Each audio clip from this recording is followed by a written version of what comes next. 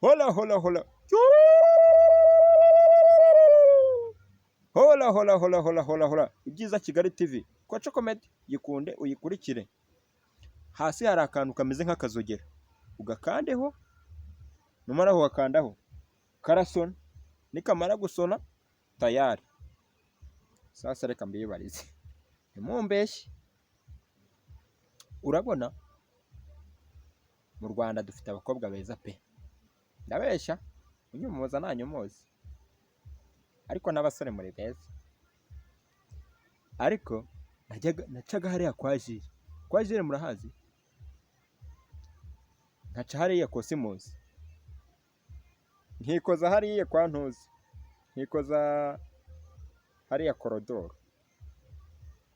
ngo buriya wangu ngo bahiciye n'umusirikare, ariko mwitonde. Noneho ndagenda nikoza ahandi hantu bita kubita umwici, kubita umuhotore, ngo noneho ngo wararongoraga, wamara kurongora ngo utamwishyura, agahita azana urwembe wangu. Yesu ibaze nawe kugira ngo ubisoze wishimye, nongera kurangiza urwembe ngo pasu. Ariko njye narumiwe noneho. Ariko ndibaza, ubundi indaya yinjiza angahe ku munsi?